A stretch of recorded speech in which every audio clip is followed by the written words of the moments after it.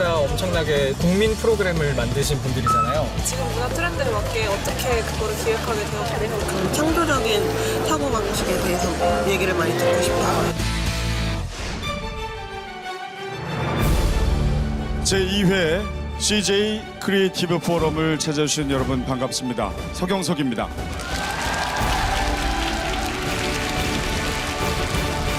문학의 파워 리더들과 함께 창조적 사고와 비전을 공유하는 CJ 크리에이티브 포럼, 오늘이 그 두 번째 시간입니다. 본격적인 만남을 시작하기에 앞서서 한 분을 먼저 소개할까 합니다. 역시 이분도 최고의 크리에이터죠. 이승기 씨를 모시겠습니다. 네, 반갑습니다. 이승기입니다. 네. 아유, 저 누나들하고 여행하는 거 잘 봤습니다. 네. 정신적인 아직 회복이 좀 덜 돼가지고요. 네, 오늘 저 개인적으로도 우리 같이 했던 우리 PD님들과 또 형님들과 한번 좀 힐링을 해보자 하는 마음으로 좀 나왔습니다. 그래요. 예, 오늘 이제 이승기 씨하고 함께 이 시간을 진행을 하게 될 텐데요. 네. 어떤 프로그램인지는 알고 계시죠? 그럼요. 이 예. CJ 크리에이티브 포럼, 오늘이 벌써 두 번째 시간입니다. 맞습니다. 오늘도 역시 어떤 분들께서 우리 여기 모이신 많은 분들의 가슴을 또 두근거리게 할지 여러분들 기대를 많이 해주셨으면 좋겠습니다. 그러면 어떻게 한번 진행을 해보도록 할까요?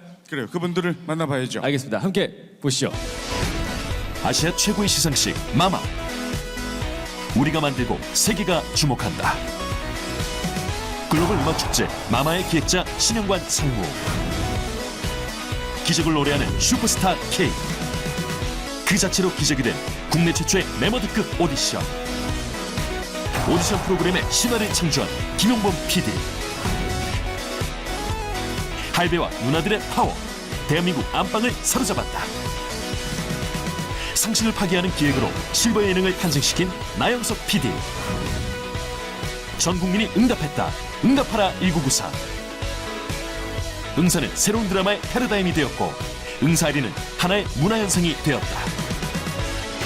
전 세대가 함께 공감한 응답하라 시리즈의 기획자 이명한 국장. 문화를 만드는 4명의 크리에이터, 그들의 이야기가 공개됩니다. 네.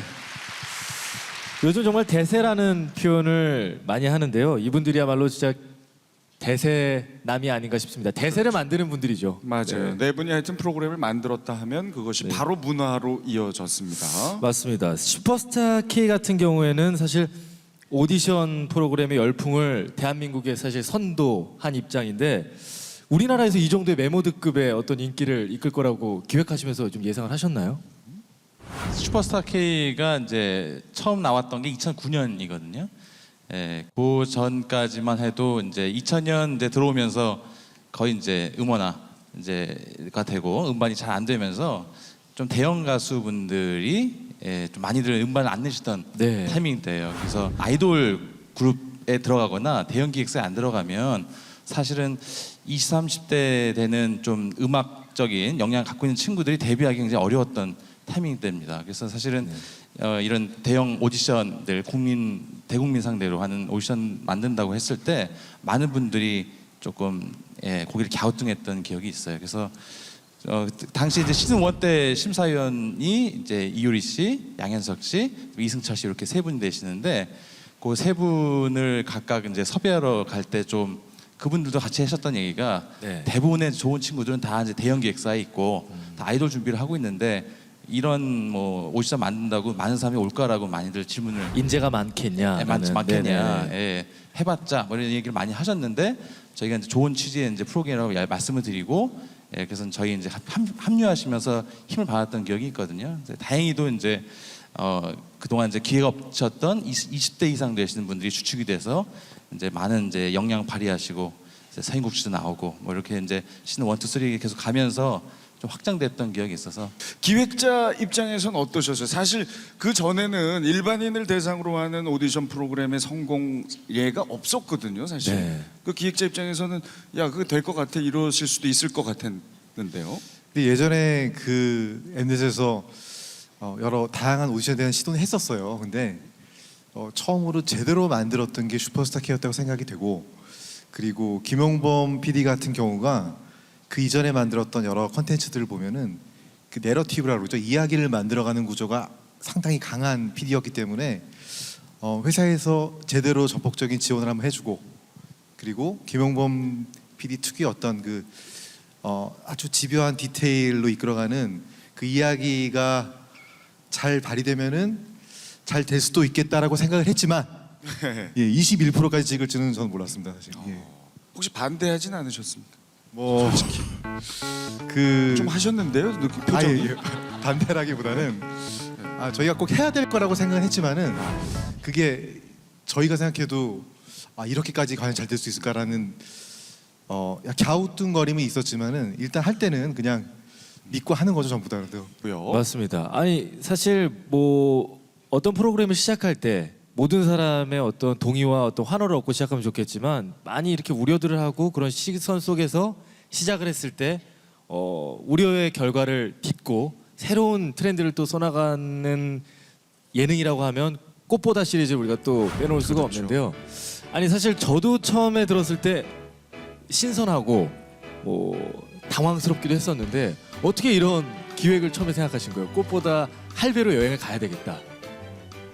우려의 시선이 없지 않았어요. 네. 왜냐하면 그 지금 예능하는 방송 환경이라는 게 뭐 아시다시피 아무래도 젊은층 10대, 20대 위주를 타겟팅해서 네. 들어가는 경우가 많은데, 야 지금 뭐 이쁘고 잘생긴 친구들을 섭외를 해도 안 될 판에 그렇게 연세가 있으신 어르신들 모시고 예능을 하는 게 이게 과연 대중들이 어떻게 반응을 할까 하는 우려들은 분명히 있었죠, 그때는. 그런 우려에도 불구하고 감행을 하신 이유는?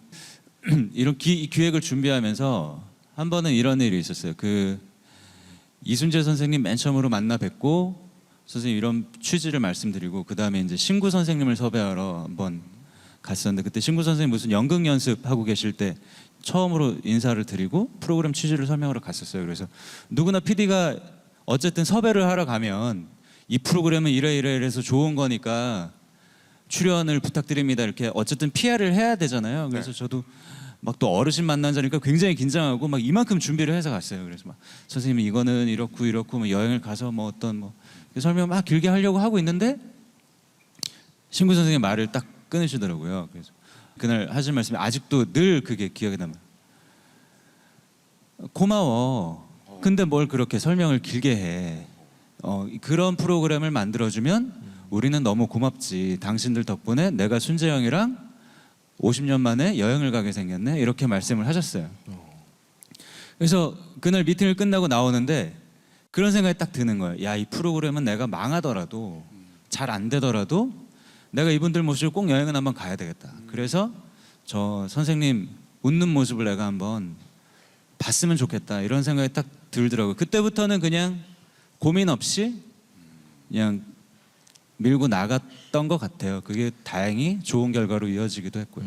상당히 감동적인 얘기네요. 맞습니다. 네. 그 어른들이 이렇게 좋아해 주시는 거 보고 실패를 한다 하더라도 끝까지 네. 밀고 가겠다. 아우, 저 화면에서도 참 좋아하세요, 신구 선생님. 요새 보면은 꽃할배, 꽃누나도 그렇고, 우리가 선배님도 그러시지만 저희가 불과 몇 년 전에 생각했던 어떤 예능이라는 그런 이미지와는 상당히 장르적인 파괴가 좀 많이 일어난 것 같아요. 그래서 응답하라 시리즈 같은 경우에서도 사실 이게 시트콤인지 드라마인지 또 멜로도 있고 이러다 보니까 개인적으로는 콘텐츠 구성도 힘들었겠지만 캐스팅이 되게 힘드셨을 것 같아요. 직접 관여를 좀 하셨었나요, 캐스팅도? 관여를 사실 했다기보다는요. 네. 응답하라 1997 할 당시만 하더라도 제작진의 기대치가 현실이랑 생각해서 정말 너무 간극이 큰 거예요. 그래서 그때는 어떤 그 캐스팅이라는 개념보다는 우리가 생각하고 있는 이 드라마의 어떤 본질적인 부분에 맞는 사람들을 우리가 그냥 오퍼를 한다, 이런 개념이었고, 그 드라마의 본질은 뭐였냐면은 그냥 경상도 사투리를 제대로 쓰는 것 자체가 캐스팅의 어쨌든 첫 번째 신원호 PD가 가지고 있었던 룰이었죠. 성공한 여러 가지 포인트 중에 뭐 캐스팅과 관련해서는 본인이 가지고 연출진이 가지고 있던 본질을 그 끝까지 가지고 간 게 되게 좀 성공의 요인이 아니었나. 또 하나는 팬덤 문화. 팬덤 문화. 90년대에 했었던 연예인 팬덤 문화. 그렇죠. 네. 네. 그리고 또 하나는 지금은 이제 90년대 자체가 우리가 그냥 복고로 이렇게 상정이 됐지만 그때까지만 하더라도 사실은 90년대라는 시대적 배경은 복고라는 개념이랑 이렇게 얼라인이 사실 안 됐던 개념이거든요. 그래서 그냥 우리끼리 얘기할 땐 근복고라고 얘기를 했는데 그 세 가지 코드를 가지고서 한번 우리가 예능적으로 한번 만들어 보자. 그래서 뭐 이유정 작가도 그 당시만 해도 처음 써보는 부분이었기 때문에 뭐 기존의 드라마적인 스토리텔링을 뭐 해본 적도 없고 드라마트룩이라고 그러죠. 그러니까 잘 모르는 상황에서 그냥 예능 구성하듯 그냥 드라마도 한번 짜보자. 그래서 결국 뭐 보신 분들 아시겠지만은 어떤 뭐 응답하라 시리즈는 뭐 처음부터 엔딩까지 어떤 큰 사건 자체가 움직이는 게 아니라 그냥 퀘션 주인공의 남편은 누구인가 뭐 이런 큰 퀘션에서 떠가잖아요. 굉장히 예능적인 구성이거든요. 그래서 뭐 그런 부분들을 뭐 예능 제작진의 입장에서 항상 우리가 가지고 있는 강점을 뭐 잊지 말고 그걸 한번 밀어붙여 보자. 뭐 이런 부분들이 나름대로 성공의 요인이 아닌가. 알겠습니다. 하여튼 뭐 우여곡절 끝에 네. 누구도 성공할 거라고 예상하지 않았는데 뚝심 있게 밀어붙이셔서 좋은 결과를 이뤄냈습니다. 자, 그러면 이제는 규모 면에서의 대박하면 역시 마마를 따라갈 빠뜨릴 수가 수 없죠. 예. 무려 얼마입니까? 그게 전 통계적으로 보면 전 세계 이제 94개국에서 24억 명이 시청을 한다고 합니다. 마마라는 우리 대한민국의 음악 축제를. 그렇죠. 네네. 직접 다녀오셨잖아요, 이승기 예. 씨. 어땠어요, 그 느낌이? 사실 저 처음에 할 때 그런 그 MKMF였죠. 처음에 시작할 때. 그때보다 마마가 굉장히 어떤 운영면이나 구성면에서 사실 굉장히 음악 축제에 더 다워진 것 같아요. 그리고 정말 이제 글로벌하구나. K-팝이 단순히 그냥 유행이 아닌 정말 전 세계인들이 함께 할 수 있는 축제의 장이 되었구나라는 거를 느끼고 왔었죠, 저는. 그래요. 네. 방금 전 이승기 씨도 언급했지만 그 전신이 바로 MKMF 국내 팬을 대상으로 하는 프로그램이었다가 이제 넓혔잖아요. 그렇게 규모를 그렇습니다. 키우신 계기가 있습니까? 이건 그냥 이게 솔직히 사실을 말씀드리자면은 그 되게 장기적인 안목에서 기획된 프로젝트라고 보셔도 될 것 같아요.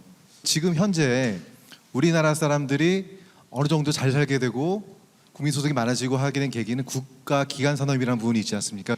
뭐 반도체라든지 아니면 자동차라든지 아니면 국가 기관 산업이라고 하던 부분들이 사실은 한 단계 더 성장하기 위해서는 그 다음 단계로 가는 어떤 새로운 사업의 모델이 있어야 됐다고 판단했습니다. 근데 그 모델이 바로 문화에 관한 산업이라고 저희는 확신을 했고요. 이승기 씨 같이 우리나라와 아시아권에서 아주 인기 있는 아티스트들이 저희가 만든 그런 만만한 시상식을 통해서 더 넓은 시장에 소개가 되고 그리고 우리나라의 음악들이 여기 계신 분들이 같이 좋아하는 처음에 K-팝을 좋아하셨던 분들이 단순히 음악을 처음에는 가수를 좋아해서 음악을 듣다가 우리 말을 배우려고 하고 우리나라 사람 이승기 씨가 입은 옷을 네. 궁금해하기도 하고 그리고 저희 음식을 궁금해하기도 하면서 우리나라와 영화의 문화가 해외로 나갈 수 있다는 가능성을 가지고 있듯이 저희는 직접 현장에서 저희 눈으로 그런 것을 체험하고 왔기 때문에 그런 적이 있었어요. 2011년도에 싱가포르에서 마마를 했었습니다. 그래서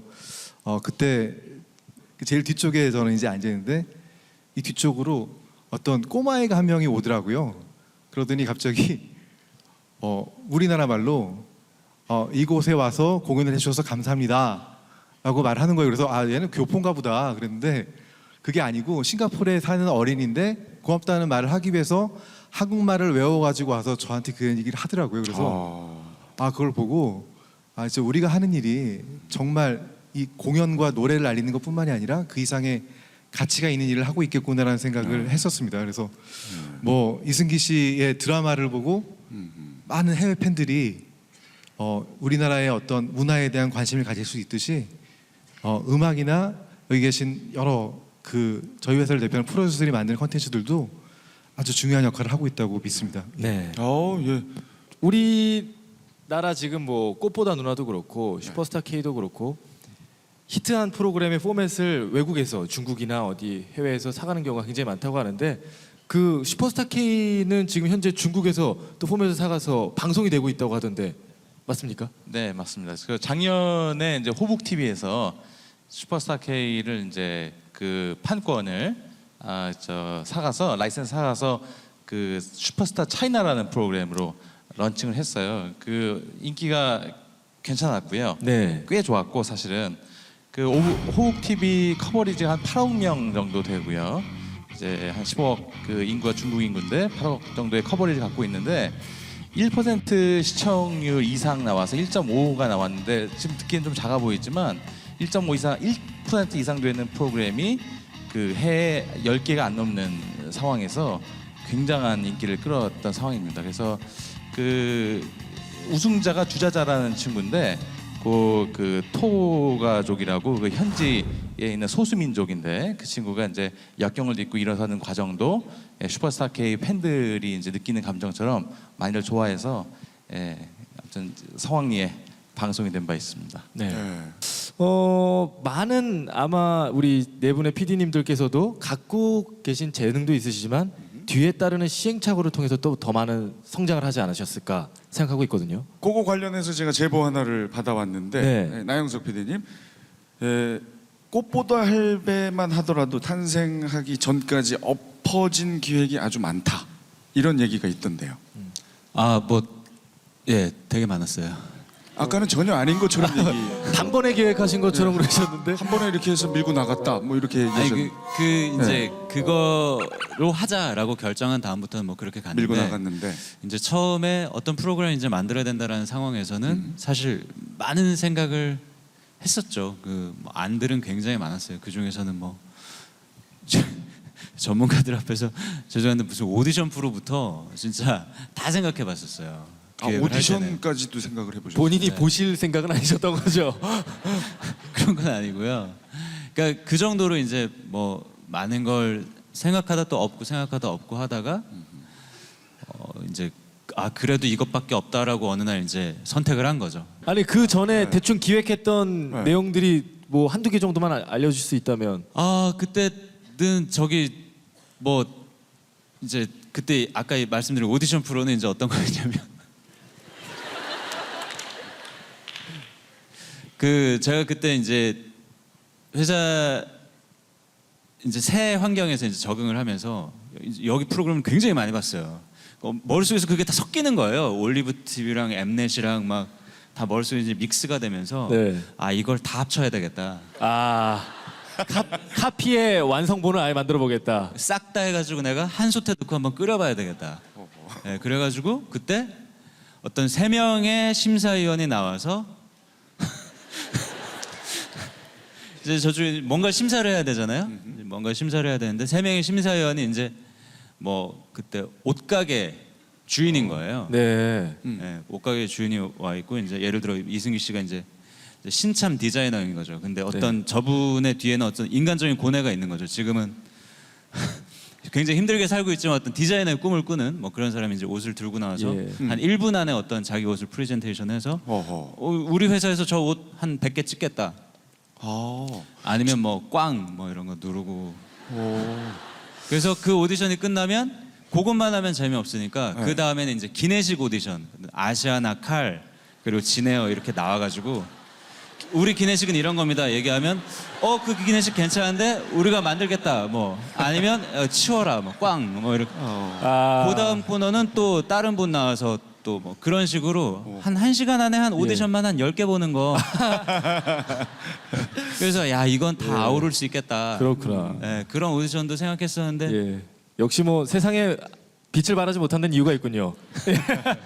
언젠가 한번 시간이 되면 예. 너무 큰 계획이라 제가 아직은 손을 못 대고 있는데요. 아직 미련을 못 버리고 계시는데. 한번 해보고 싶어요. SP님 엎어졌던 프로그램 하나 얘기하셨는데 네. 이제 슈퍼스타 K 하기 전에 바로 제가 이제 PD 생활하면서 엎어졌던 프로그램이 딱 하나밖에 없는데 기회가 사실 계속 이제 바로바로 되는 스타일이어서 했는데 그때 그 프로그램이 뭐였냐면 그 이제 그때 이제 지금 꽃보다 할배 꽃보다 누나 시리즈처럼 이제 꽃보다 남자가 굉장히 히트를 쳤던 때예요. 그래서 이제 그 프로그램 이름을 좀 카피해서 뼈속까지 남자라는 프로그램을 한번 기획한 적이 있었습니다. 뼛속까지 남자. 네. 그 내용은 이제 그 2AM의 조건 씨하고 WS501의 박정민 군이 있고 이제 MC가 이정섭 씨셨어요. 이제 전체 내용은 이정섭 선생님. 네. 요리하시는 탤런트. 네네네. 그래서 내용은 이제 약간 좀 그 이미지성으로 약간 여성스러운 분들이 남자로 이제 거듭난다 그런 내용의 이제 프로그램이어서 1회까지 사실 촬영 다 하고 촬영된 이제 만족스럽게 했었었는데 예. 그때 이제 위에 이제 국장님이나 이제 오셔가지고 예. 이런 프로그램 했으면 좋겠다 해서 했던 게 이제 슈퍼스타 K입니다. 그래서 그래도- 지금 방송국 어딘가 지금 테이프이 돌고 있는데 예, 나중에 좀 시간이 되면 그것도 프로그램 만들고 사실 나영석 PD님이 기획하신 거보단 난데요? 훨씬 들어봤을 때 재밌어요. 예, 뼛속까지 남자. 제목이 조금 그렇긴 한데 예. 두 분의 이야기를 들었지만 일단 공통점이 있죠. 정말 엉뚱한 발상. 처음 들으면 맞습니다. 일단 웃음부터 나오지만 다시 네. 한번 이렇게 곰씹어보고 왠지 어디 가서 그거 만들어보고 싶은 느낌. 이런 상상들로 출발하셨다는 거죠. 대학교 때 꿈이 뮤지션이 되는 게 열심히 놀아야겠다는 생각을 야, 코미디 작가가 돼야 되겠다 싶어서 방송을 많이 다니면서 방송 아르바이트 많이 했고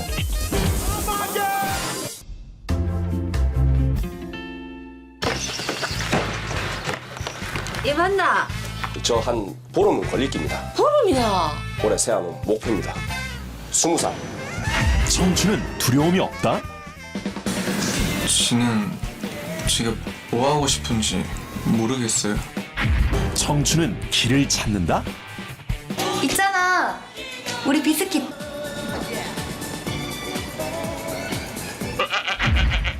흑역사도 가득한 청춘. 그냥 입 닫고 있을란다, 입 닫고. 그 아프지만 찬란한 시절이 때론 인생을 만들기도 한다.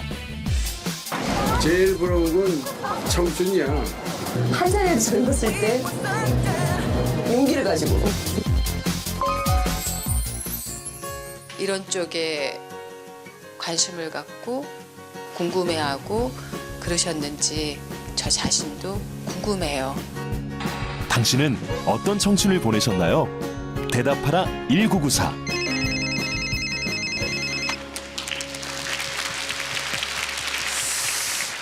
정말 뭐 지금 앞서서 이제 김혜수 선배님께서도 말씀하신 대로 이런 창의적인 그 DNA를 갖고 계신 분들은 어떤 교육과 어떤 공부를 하면서 자랐나라는 그런 고민들을 지금 이 청춘들이 많이 하실 것 같은데 그러시죠?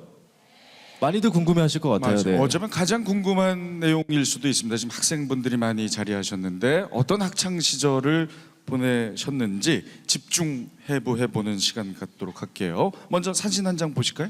자, 이 사진의 주인공 누구일까요? 저 가운데 환하게 웃고 계신 분이 신영관 우리 감독님이시군요. 그렇죠.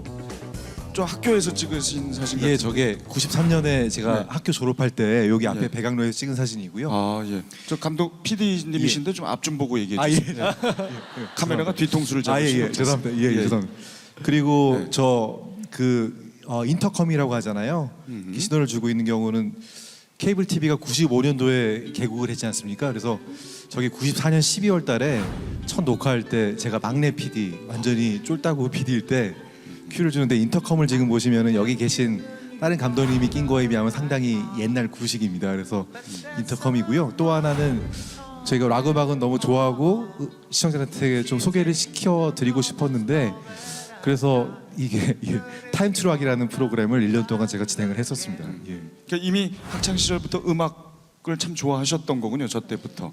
그때 정말 열심히 들었던 음악들이 지금 엠넷에서 피디들과 함께 일을 하고 음악 사업을 하는데 큰 도움이 되고 있고요. 아 정말 열심히 노는 것도 정말 열심히 놀아야겠다는 생각을 실행했던 게 지금 결과적으로는 도움이 된 것 같은데 실제로는 대학교 때는 좀 모르겠습니다. 약간 루저라고 해야 되나요? 저희 세대가 약간 지금도 그렇지만 되게 불명확한 미래와 백이라는 가수 기억나실 거고요. 레이디오헤드의 크립이라는 노래도 다 예, 그런 가사잖아요. 젊은 사람들이 가지고 있는 상실감 같은 근데 그런 시대를 아주 열심히 보냈습니다. 예.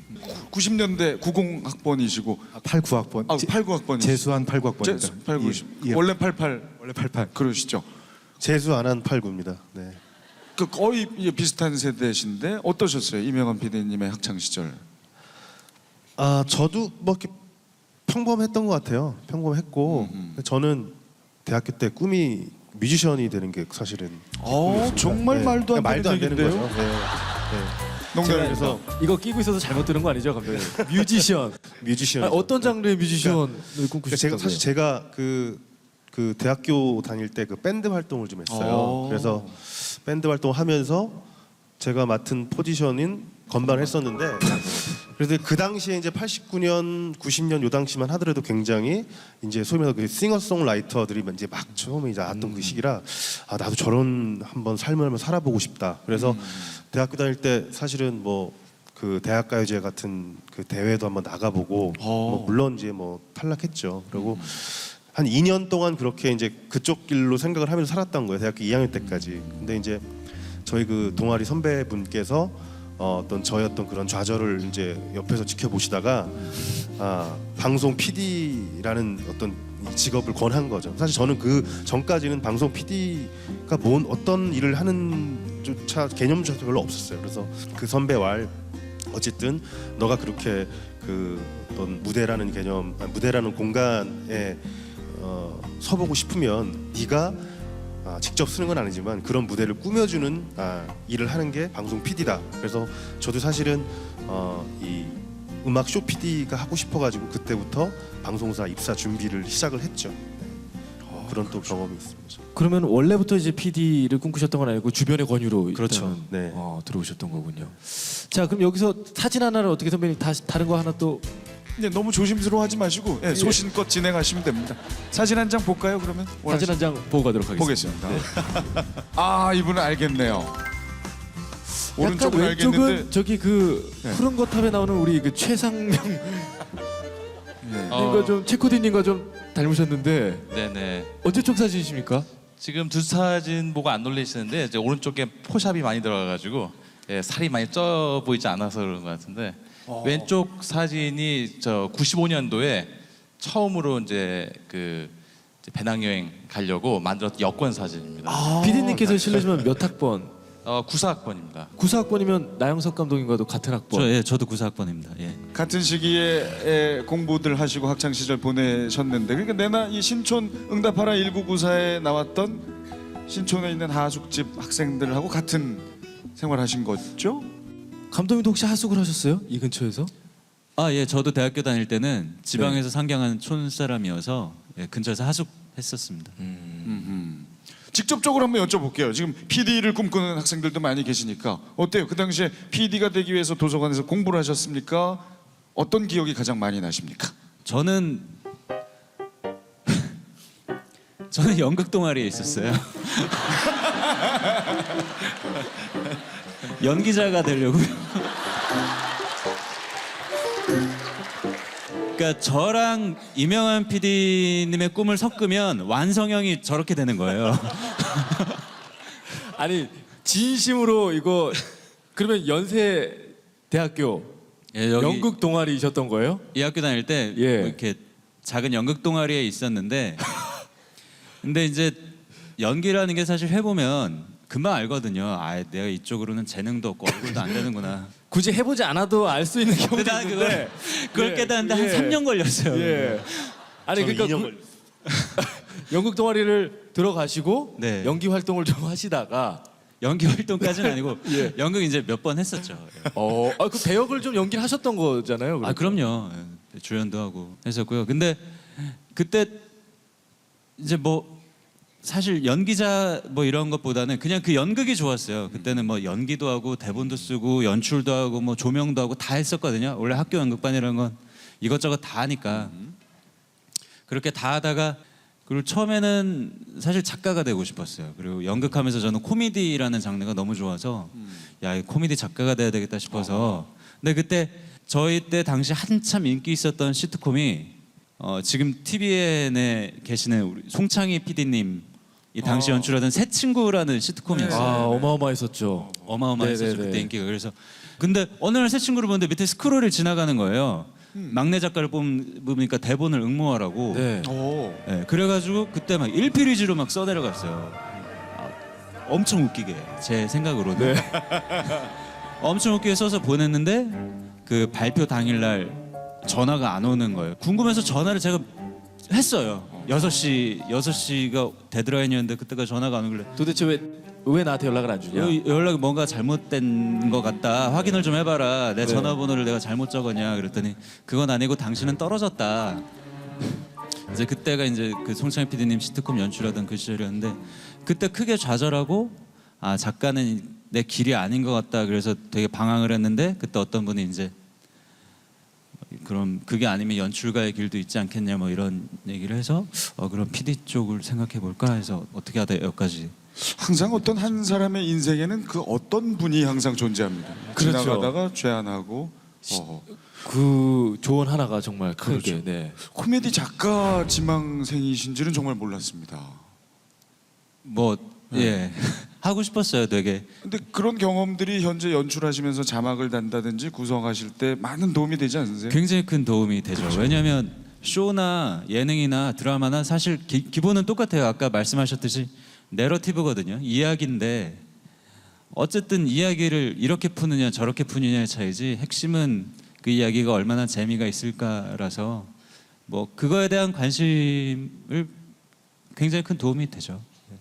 아니 그 옆에 계신 우리 그러면 김영범 PD님 같은 경우에도 그 색깔 있는 사실 프로그램들을 많이 연출하시는데 PD님께서도 학교 취향 시절에 뭐 이렇게 좀 다른 분들처럼 확 한 곳에 빠지셨던 그런 적이 있으신지?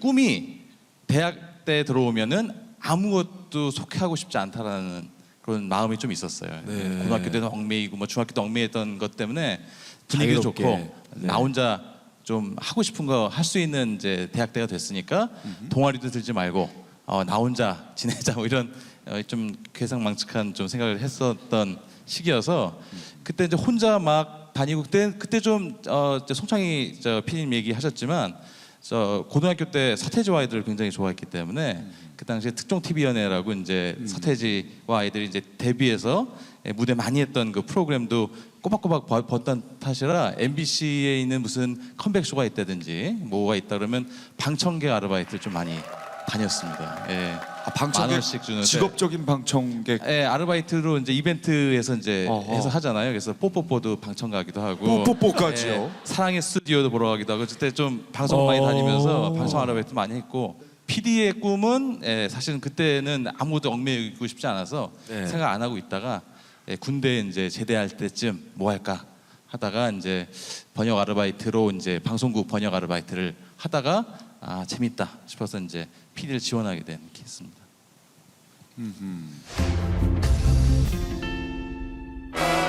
하늘 아래 새로운 것은 없다? 땡! 뭘 해도 남달랐던 그들. 그래서 스타에게 직접 물었다. 오직하다? 오직할 정도로 좀 바보스러움? 창의적인 생각과 그리고 굉장히 또 자기가 창의적으로 생각되는 것에 대한 집요함? 큰 나무의 좀 그늘 안에 있는 듯한 느낌을 받았어요. 되게 크리에이티브한 분이구나. 감각적이야. 네. 창의적 발상과 신선한 기획으로 놀라움을 주는 그들. 크리에이터들의 창조적 비밀이 궁금하다. 알려주세요. 제발. 정말 크리에이티브한 사람이 되려면 이래야 된다. 각자 생각하시는 창조적 DNA는 무엇인지 우리 신영관 PD님부터. 저는 부지런함 같아요. 부지런함. 부지런함. 예. 보통 그런 얘기를 많이 하잖아요. 그 크리에이티브한 건 되게 타고났을 것이고 그리고 뭔가 이 번뜩거리는 거에서 올 거다라는 생각을 하는데요. 저는 일부분 동의하면서도 100% 동의는 못 하겠는 게 끊임없이 그 어떤 뭔가 고민을 하다 보면은 다음날 아침에 하루 종일 그 생각만 하다 보면은 다음날 눈을 뜨거나 아침에 샤워를 할 때 생각이 나는 경우가 있는 것 같아요. 그리고 그 크리에이티브한 게 그냥 타고나는 거라면 얼마나 억울하겠어요.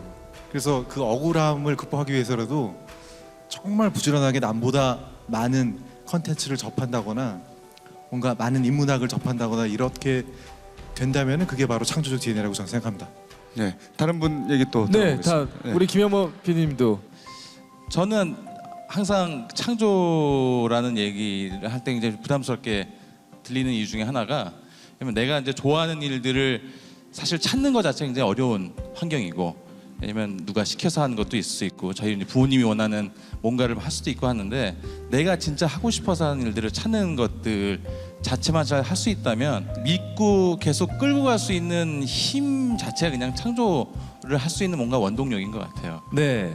자, 일단 이제 다음 이제 나영석 감독님의 창조적 DNA를 들어봐야 하겠지만 시간 관계상 다음에 듣는 걸로. 예.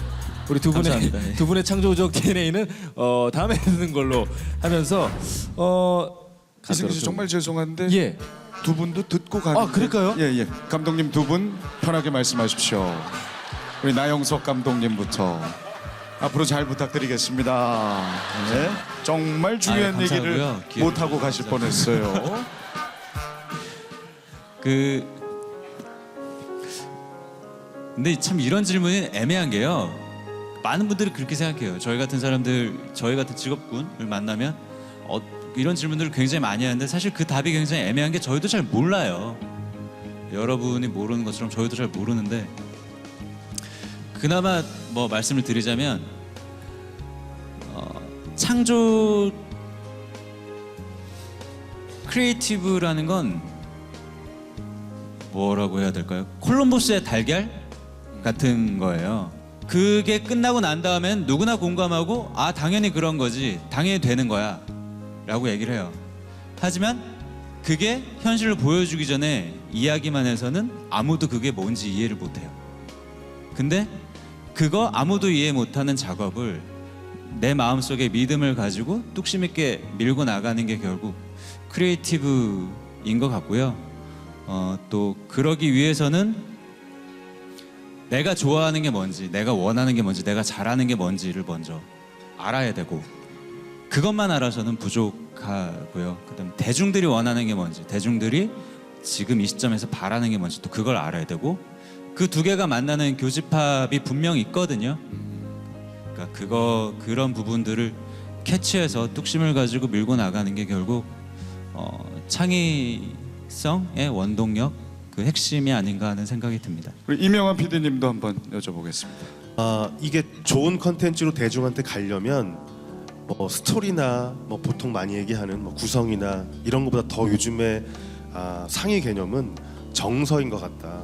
그 대중의 정서를 정확히 이해하고 그거를 움직일 수 있는 자질을 가진 이 크리에이터들이 사실은 요즘에 가장 핫한 디렉터들이 아닌가라는 생각을 해서, 그런 대중의 정서를 잘 파악할 수 있는 그런 디렉터, 그런 DNA가 가장 요즘에 요구되어지는 어떤 그런 부분이 아닌가라는 생각을 하고 있습니다.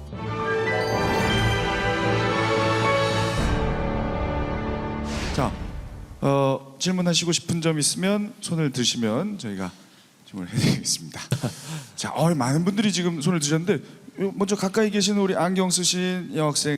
네, 안녕하세요. 저는 서울여자대학교에 다니는 이예담이라고 합니다. 본인 PD님들이 크리에이티브하고 생각하다는 인물이 누군지 궁금합니다. 본인들의. 네. 예. 우리 PD님들이 존경하는 인물, 멘토 이런 분들이 어디? 좋은 질문이에요. 롤 모델이 되게 여러 분이에요, 저는요. 그래서 누구에게나 다 배울 점이 있고 배우지 말아야 될 점이 있는데, 그걸 얼마나 재화시키는 게 중요하다고 생각되는데요. 개인적으로 팬은 지금 세계적으로 유명하기 전부터 스티브 잡스를 되게 좋아했었습니다. 애플 바라고 그러죠. 이것도 방송 용어 아닌데 죄송합니다. 근데 이미 뱉으시고 그러시면 어떡해요. 그래서 지금 되게 어떤 사물을 직관적으로 바라본 시각이라든지 기존까지의 어떤 비즈니스 어떤 CEO의 툴을 깼다는 부분하고 예술과 이 비즈니스의 경계를 헐었다는 부분에 대해서 되게 혁명적인 분이라고 생각되고요. 그리고 80년대 음악의 역사를 바꿨던 마이클 잭슨, 그리고 마이클 잭슨의 역사를 또 바꿨던 90년대 커트 코베인, 너바나 같은 그런 흐름을 바꿨던 여러 크리에이티브한 영웅들이 제 우상입니다. 그리고 비틀즈도 당연히 제 우상이고요. 개인적으로는 아까도 말씀드렸지만 서태지와 아이들이 멘토라는 생각을 좀 많이 해봐요. 예전에도 서태지와 아이들을 좋아했던 이유 중에 하나가 1집도 그렇고 2집도 그렇고 3집도 그렇고 매번 자기를 변신하려고 뭔가 계속 연구하는 모습들, 그런 것들이 굉장히 좀 마음에 와닿았고, 예, 그래서 굉장히 좋아했던 기억이 있어서 지금도 이렇게 뭔가 계속 변신하려고 하는 자세에 대한 어떤 멘토로 남아 있습니다. 저는 옆에 계신 이명환 PD님을 존경합니다. 아, 네. 이 조직 생활 엄청 잘하시는 분이에요. 네. 그렇죠. 그런 거 한번 나와줬어야죠. 아차 이분한테 싶네요. PD의 모든 걸 배웠고요. 네. 지금도 배우고 있고 또 앞으로도 배워갈 예정입니다. 진짜입니다. 야, 정말. 아, 정말. 네. 이제 뭐 박수가 터져 나옵니다만 정말 김용범 PD님 이제 어떡합니까? 네. 예? 신영관 선배 얘기는 쏙 빼셨는데. 네, 아차 싶습니다. 예, 예. 자, 멘토로 지목받으신 우리 이명환 PD님의 존경하는 인물은 제가 그 TVN으로 입사할 때 본부장으로 계셨고 지금은 저희 고문님으로 계신 그 송창희 PD님 대선배님이시죠. 환갑이 넘으셨는데 어쨌든 저는 어떻게 보면은 그분이 만든 프로그램을 보면서 어떤 자란 세대고 뭐 나 PD도 마찬가지지만 지금 그런 분하고 어쨌든 제가 같은 또 공간에서 일한다는 것 자체도 사실은 되게 저도 어떻게 보면 꿈 같은 상황이죠. 한 20년 전 상황을 복기를 하면. 아, 끝나셨어요? 예. 자, 답이 되셨으리라 믿고요. 또 한 분 받아볼까요? 네. 신영관 PD님이랑 김용범 PD님한테 묻고 싶은 게 있는데요. 두 분이 일을 처음 시작할 당시에는 케이블 TV가 지금 같지는 않으셨는데 슈퍼스타 K 같이 최고의 시청률을 기록한 방송도 만드셨고 공중파에 버금가는 성과를 거두셨는데 지금은 이런 결과가 있었는데 아무런 보장이 없던 케이블 TV 그때에서는 끊임없이 도전할 수 있었던 비결이 뭔지 궁금합니다. 예. 근데 뭐 아까 짧게 말씀드렸지만은 커트 코베인이 주류 음악을 바꾸는 장면을 봤어요. 그러니까 너바나의 네버마인드 앨범이 마이클 잭슨의 데인저러스 앨범을 빌보드 차트에서 내리는 거를 보고 음악 혁명을 겪은 세대예요. 그렇기 때문에 아무도 안 보던 케이블 TV 프로그램을 만들 때라도 언젠가는 주류가 될 수 있다고 생각을 했고 계속해서 새로운 시도를 할 수 있었던 부분은 역사가 증명을 하고 있다고 생각이 돼요. 조금만 더 덧붙이자면 지금 보면 그때 했던 작은 실험들이나 어떻게든 많은 분들을 더 만나기 위해서 했던 노력들이 굉장히 저한테는 굉장히 좋은 에너지가 되고 있습니다. 자, 답이 되셨으리라 믿고요. 또 한 분 받아볼까요? 네. 저 대학생 때부터 기획 일을 하다가 지금 학교를 졸업하기 전에 먼저 벤처기업에 취업을 해서 기획 일을 하고 있는데 제가 지금 약간 실수를 하면은 회사가 어려워질지도 모르겠다는 그런 책임감 때문에 기획서 쓰는 일이 굉장히 마음이 무거워요. 그래서 PD분들은 이런 중압감이 더 심할 텐데 이런 중압감 속에서도 그런 크리에이티브한 생각이 나오는 그 원천이 무엇인지 궁금합니다. 이게 뭐 대답이 될지 모르겠는데 이 컨텐츠가 흥하냐 아니면 쇠하냐는 결국 우리 그 디렉터, 우리 크리에이터들끼리는 기라는 표현을 많이 쓰는데 결국 기가 있냐 없냐도 사실 되게 중요한 부분이거든요. 그래서 그런 뭐 기라는 어떤 단어가 결국 이 자신감이라는 어떤 이 단어와도 동의가 되고 결국 자신감이 있어야 되고요. 그 다음에 이 프로그램을 만드는 이 디렉터의 애티튜드 자체도 아마 요즘 대중도 느낄 거예요. 자, 이제 정리를 해야 될 시간이거든요. 마지막으로 네 분 모두 한마디로 나에게 크리에이티브란 행복한 전쟁이라고 말하고 싶습니다. 행복한 전쟁. 아이, 좋습니다. 김영호 PD님. 크리에이티브란 많은 사람들이 모르고 있는 줄 알았지만 다들 공통점을 갖고 있다고 생각하는 뭔가를 먼저 찾아내고 그걸 푸시해서 밀고 나가는 것. 그게 한마디입니까? 네, 죄송합니다. 문장은 하나였습니다. 그렇죠. 네. 마침표는 하나였기 때문에 아주 좋은 말씀이시고. 맞습니다. 나영석 PD. 크리에이티브란 내 스타일대로인 것 같아요. 내가 원하고 내가 좋아하는 것, 그걸 잘 찾아서 대중이 원하고 대중이 사랑하는 방식으로 표현하는 게 바로 크리에이티브 아닌가 생각이 듭니다. 내 스타일대로. 자, 이명환 PD님. 그냥 통찰을 통한 재발견이라고 했습니다. 자, 자기만의 힘있는 컨텐츠를 창조하는 청춘이 되시길 바라고요. 이 시간 마무리하겠습니다. 고맙습니다. 네, 고맙습니다.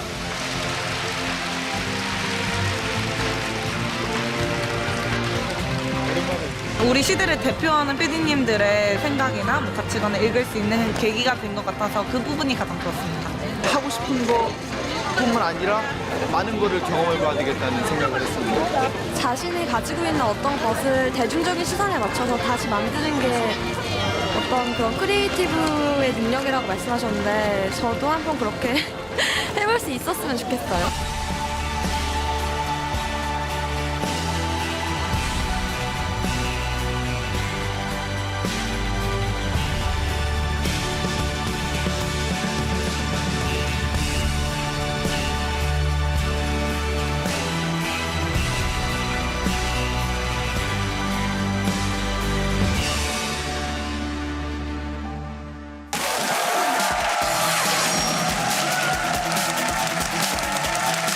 이야기를 통해서 우리가 얻는 것은 무엇일까요? 어떻게 살고 있는가를 관찰할 수 있는 상상해 보시죠. 또 얘기를 들어볼까요? 비빔밥이 섞어 먹는 그 재미가 아 좋은데요? 결과를 공개합니다. 창조 클럽